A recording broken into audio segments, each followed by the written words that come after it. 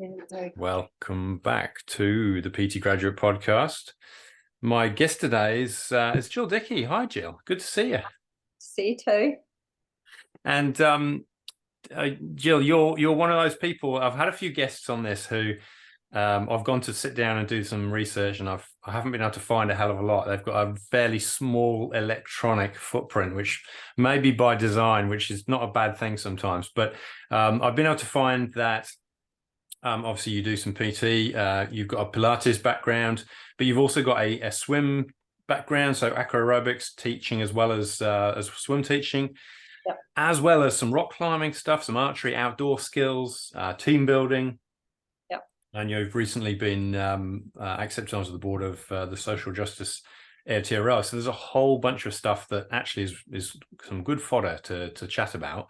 Yeah. But just before we hit record, you told me that you were at a bank before you do what you do today. So I'm keen to learn why the transition. What made you switch from banking to this industry? And obviously you've been doing it for some time, so it's obviously a passion. Yes, a long time, long time. So I sort of my parents said to me that school was no good. You're going to go and work in a bank, which you did in those days. You know, either worked in a bank, became a nurse, or became a teacher. Right. And I did that for quite a few years. I was always into my sports and things like that anyway. So I was into my running and hockey and cricket and things like that. I played at school and when I was at work. But just through the years, I probably was working in the bank for about 13 years. I was just a bit claustrophobic, you know. And that's where I think after having my first baby, I decided I was on maternity leave and I sort of just didn't go back and got into the aerobics. And from there, it was, with the aerobics, I was doing that and just actually in the class, and they were looking for instructors, and everyone in the class said that I would do it. So good on them. And I went, okay. So then that's how I got started. Brilliant. Excellent. Yeah. And so, and a number of sort of outdoorsy type activities as well, which was that associated with where the pool and those other activities were, or was that separate? Yeah, well, I was at Glenfield Leisure Centre. I started there. So from the aerobics, then one of my friends, she was, it was all like in the school group, you know, all our kids were going to school too. Yeah. And one of the girls, she ran the swim school at Glenfield. And she said to me, this is how my life always goes. I've got you in a teaching swim teaching class to learn how to be a swim teacher because we need some swim teachers. And she says, that's on Sunday. So I tune up here at this place and off you go. So then I became a swim teacher. Right. And then because we're linked with, and then I was doing lifeguarding there as well. But with being in Glenfield, you're sort of linked to the other leisure centres like Birkenhead Leisure Centre. Yeah. And they needed help over there. And someone said, oh, do you want to come and, you know, teach these school groups rock climbing and archery and things like that? I go, oh, yeah, okay. So did that too. Fantastic. That's good. Quite an array of skills. Interestingly, you said that nowadays there's more than just sort of PT and Pilates going on. It's a counselling, there's fundraising, and there's networking. So there's a whole lot more activity with your group of ladies, I guess. Yeah, I have quite a few ladies and guys. Get to say some guys.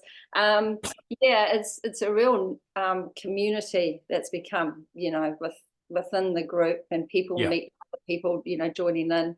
I only have about 3 people in a class. I do one-on-one or 2 people together here with doing Pilates and stuff like that. But it's pretty much if someone needs to know something or someone, then I usually know of someone they can talk to. Yeah. So you're almost like the center of the hub of a network there.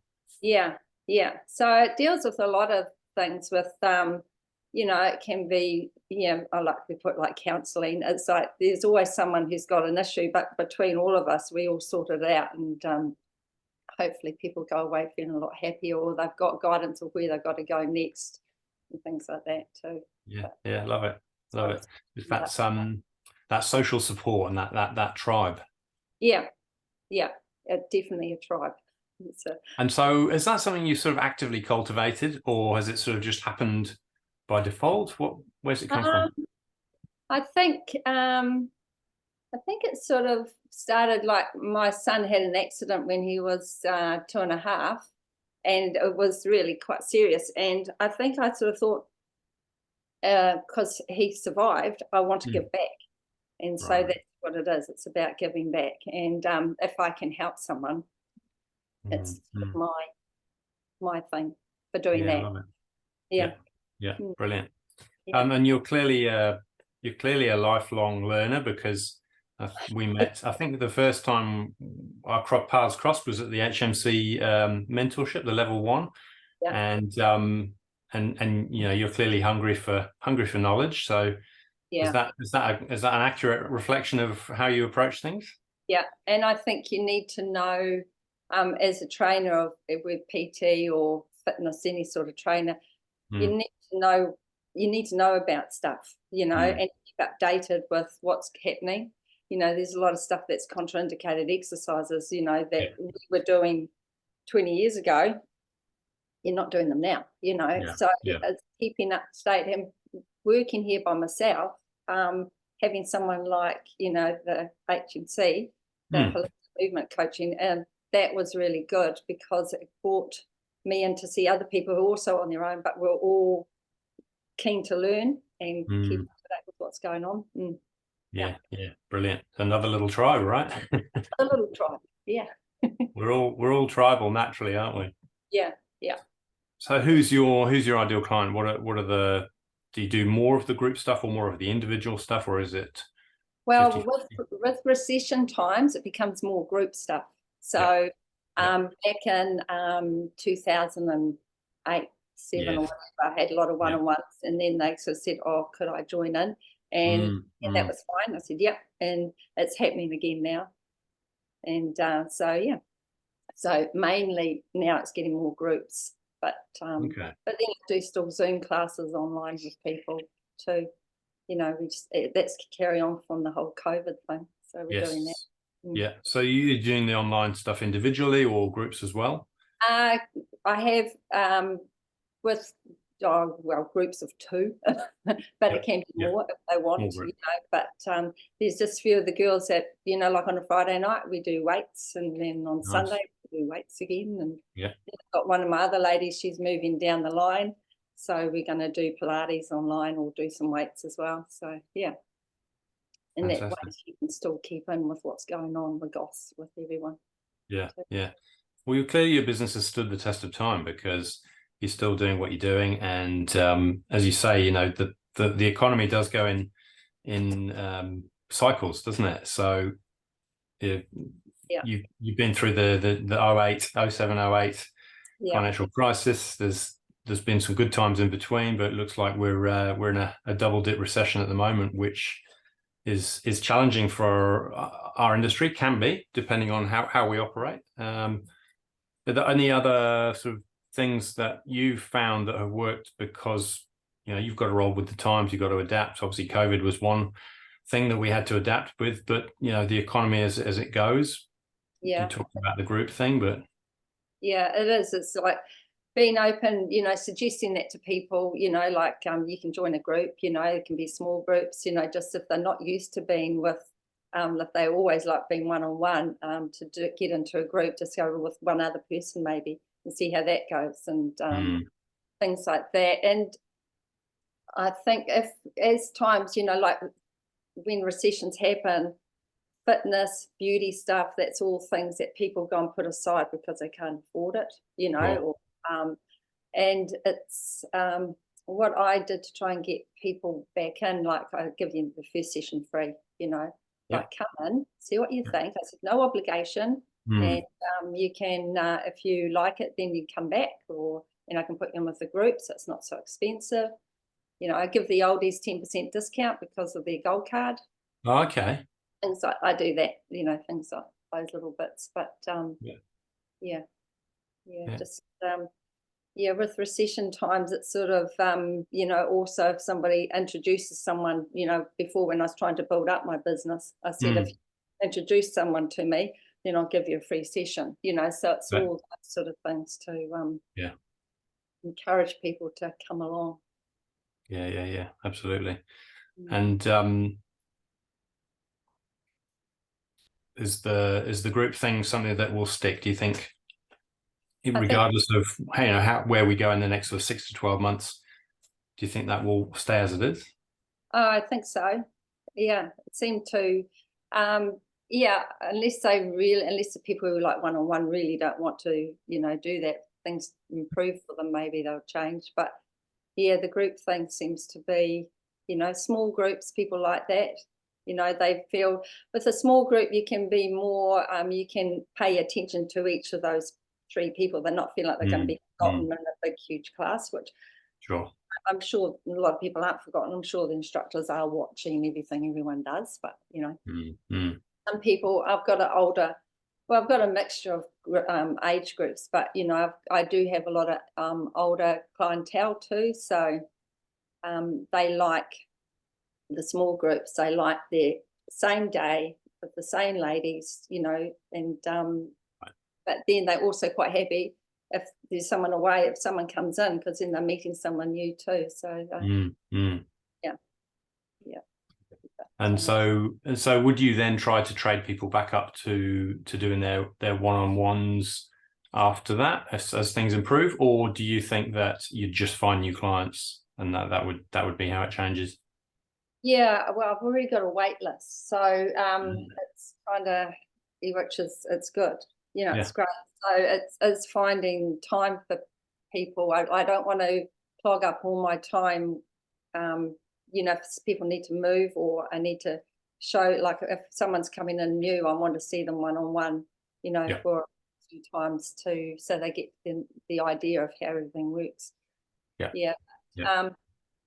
if they do want to go back to one-on-one, these people, if they you know, want to do that, then yeah, that's fine. We'll just you know, find the space to either, you know, get back to where they were. I was going to say that'd be tricky if you've got that wait list, because then it's who do you prioritize? You want someone on the list or someone who's already previously done those one-on-ones?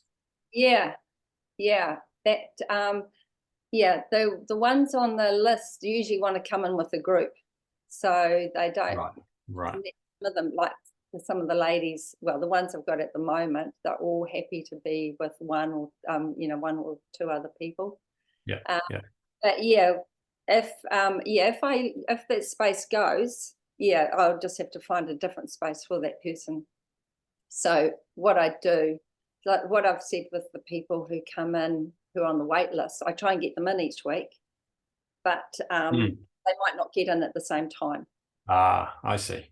If someone actually leaves then and there's a spot that suits them, then they'll slot into that spot.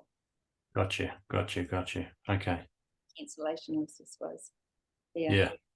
So that word of mouth thing is pretty powerful. It sounds like if you've got a wait list sitting there, there's some pent up demand, that's for sure. Yeah. And I think the way I started was when I came back, I was in the States living there, and I did all my pilates over there and was working as a trainer and over there too.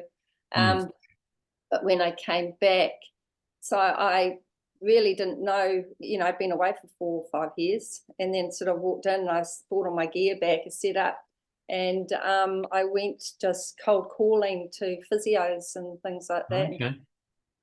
This is what I do, this is what I got, you know. Yeah. Please. Okay. Brilliant. That's the hard graft. Yeah, it was. And pretty much, like, even if it worked out going to see one physio, it took all my guts to get in that door and say this. It was like 1 a day or 1 every other day, because it's exhausting when you're starting off, and to try and sell yourself when you're sort of not used to it. Yeah. So does that network still does that still work well for you in terms of the physios that you've connected with? Yeah. So that's good. And you know, osteos and things, it does. So they yeah, I always get calls from people going, "Oh, I've been told by, this physio to give you a call," and things like that. Yeah. So any of those, I always really make sure I get them all in too, because it's a thank you back to those people for sending me people. Yeah, absolutely. Yeah. That's good. And how do you manage your week? So if you've got the wait list and you've got only so many hours in the week, how do you manage that? How do you cut it off? What do you sort of set yourself as a limit? Do you sometimes break your own rules, or do you stick to them? All the time, break my rules, and you'll probably tell me off. Oh God, it's like having that session with you guys that time, although I don't want to tell you. It was I work long hours. So Right. tomorrow, like today, I start at 8 this morning. I'll finish at 8 tonight. All right. I have an hour and a half off pretty much. And then, so I have my dinner, about 8:30 at night. Tomorrow I start at 6:30 in the morning, and I'll finish at 7. Okay. A couple of hours off, in between. But that's the sort of hours I'm doing. And Saturday morning I work 7 till midday. Right. Yes. Sunday it's all doing book work, pretty much. Yeah. So your cutoff is 12 noon on Saturday. But I'll do the same. I used to work time about 3 in the afternoon, but it was like, actually I don't even have any time. Well, it's great you've got the demand, right? If people want you, then it's then about how where are the lines drawn, and where are you prepared to stop?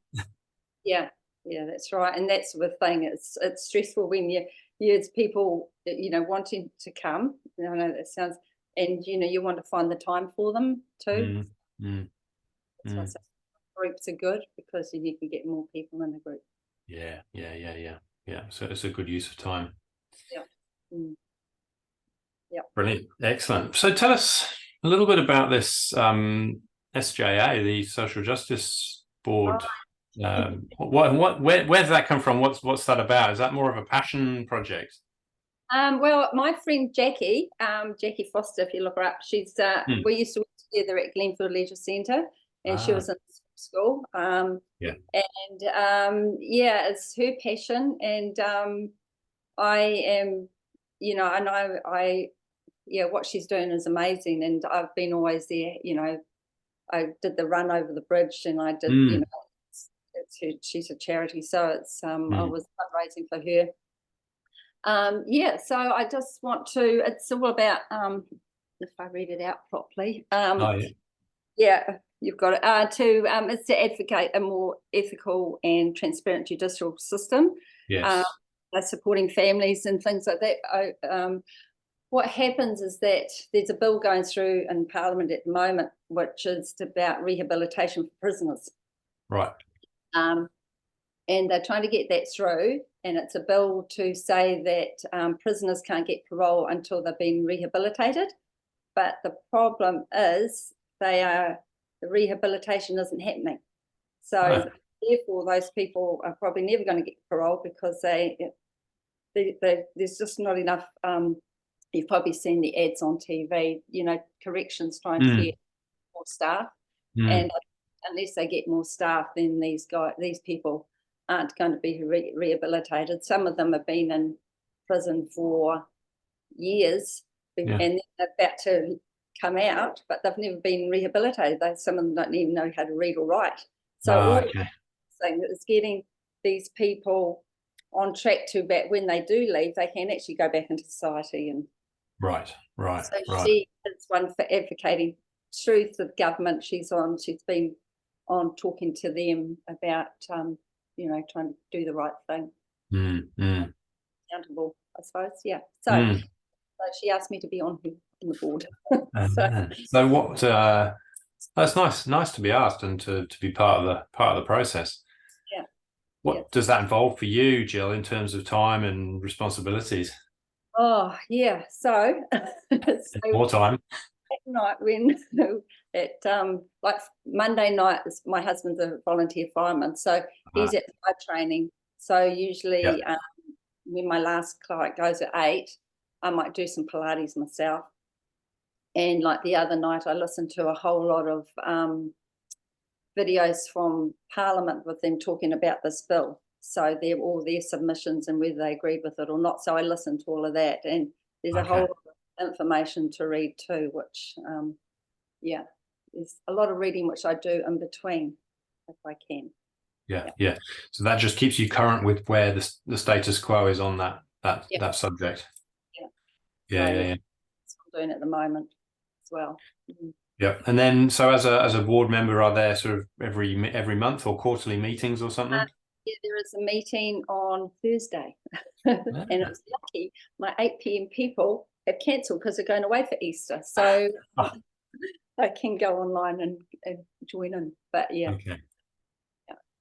Yeah. And so is it mostly about advocacy to government? Yeah, pretty much now. Like she started off helping, the prisoners too, because what happens is that some of these people go into prison and their families don't even know where they are. They don't know which prison they're at or anything. And it could be 6 months before the parents of these people actually can get in contact with them, So there's the stress of, that person in prison, as well as the stress of the family trying to, get in touch and things like that. So she was, Jackie was doing a lot of helping with that, but she was seeing that she can actually do a more on the outside, going in with to get involved with the government sort of stuff and doing that. Things like that. Yeah. That must be hard work and a lot of effort to keep up the effort, in terms of pushing the message. Yeah, she's amazing. She really is an amazing girl. Yeah. Good on her. Good on you for supporting her as well. Support her, and if it means fundraising, going for runs over the bridge and things like that, which I did all right because I got second in my age group last. I saw that on your Facebook. Yeah. Yeah, because I got to the next level, you see, the next age group level. So that always helps. It helps a lot. Congratulations. Were you pleased with your time as well? Yeah, it was. I think, an hour, 3 minutes or something. So it's not. Before I did it, and I had COVID. I didn't realise I had COVID, but that was also one of my best times. But, oh, really? Yeah, that night that I had COVID, but I did all right. Yeah. Carrying bugs and still running fast is pretty impressive. I was running past too. Well, if you didn't know, you complete ignorance. Yeah, I was fundraising for mental health that year, so yeah. Right. I do a lot of fundraising. I was going to say, and so is the running sort of the vehicle for that mostly? Yeah, because I think, well, it's when you sign up for those things, I said, "Do you want to fundraise?" You go, "Yeah, why not?" Yeah. And then I put the sign up here, and then everyone has to yes. donate. Get the tribe paying and buying in. Yeah. Excuse me. Yeah. Yeah, fantastic.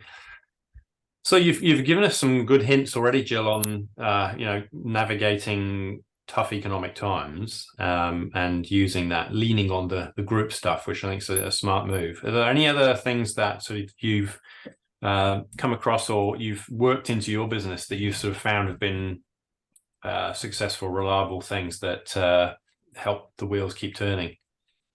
I think you've got to, well, I'm always keeping in touch with people, I've got a few people who've got terminal cancer at the moment, and I go out and I go and see them, I keep in touch. Nice. Get them, they can, they come and can do, some of them can do exercises here still too, but even the ones that can't, I still keep in touch. And it's just following up with people as well, like you haven't heard from them for a bit and you just go, just checking in, how you going, that kind of thing.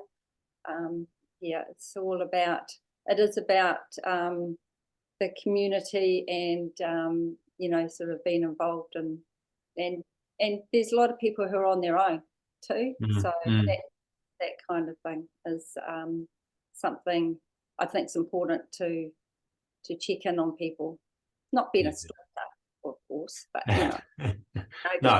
no, but just caring, right? Very caring. Yeah.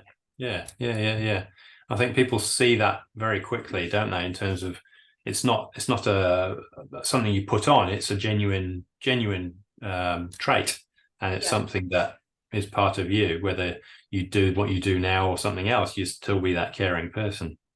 And then as well, and like with the community, with being like the tribe, you know, like I've had quite a few women who've had breast cancer and that. So when someone does, I say, you know, if you want to, you know, one of the other ladies has had this, would you like to talk to her? Because I can put you in touch. So it's putting people in touch so that they don't feel they're alone. Yes. That's what they're going through. Yeah. I like that. Yeah. That kind of thing. But it's about, it's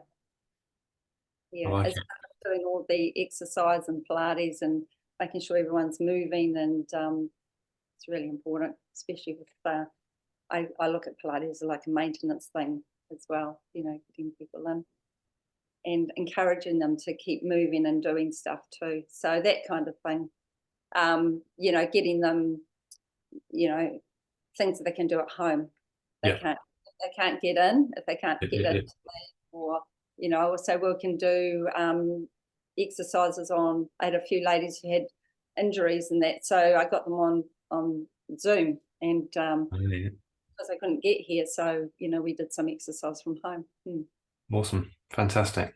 That's that caring approach to it seems to be a constant thread through everything there, Jill. Yep, that certainly is. Yeah, it's good. Is that something that is that something you've inherited through your upbringing, or why do you think that's so important to you? I don't know, maybe, I don't know, you know, I've been years in the bank too, so it's all about service for people. Yes. That kind of thing, wasn't it? You know, that I just enjoy helping people. And and seeing things, you know, people who've come in with sore backs and then they go and say, oh, my back doesn't hurt anymore. I'm going, oh, good, we're on the right track then, you know. All those things, seeing people improve and their quality of life too. Injuries and stuff, and with people I've got, you know, with stroke and just seeing them being able to actually move or being able to open their hands a little bit, you know. It's big. It's happening, change is happening. It's very rewarding stuff, isn't it? Yeah, it is really rewarding. Brilliant, excellent, Jill. I like it. Well, I've got some notes. I've got some points which you've kindly shared. Is there any way, if someone wanted to talk to you, it sounds like your list's long, but if they wanted to get on the bottom of your list, what would be the best way to? You're on the shore, aren't you? In Mosslow Bay. So they can contact me through email, I suppose, or text me, you know, with my phone. I can give you my number. I'll grab those off you, and what I'll do is I'll just add them into the show notes so that people can look you up if they need to or want to. Yeah, happy to talk about anything, especially starting off businesses on that. It's really tricky. You know, you got the GST, ACC, you know, all of that. Tax. Oh my God. There's a lot to navigate. Cool, awesome, Jill. That's really good. Thank you very much. I really appreciate your time and for all the bits that you've shared today. And I will add those contact details in once you flick those through and share them out. Okay, cool. Thanks so much. Thanks. Cheers. See ya. Bye.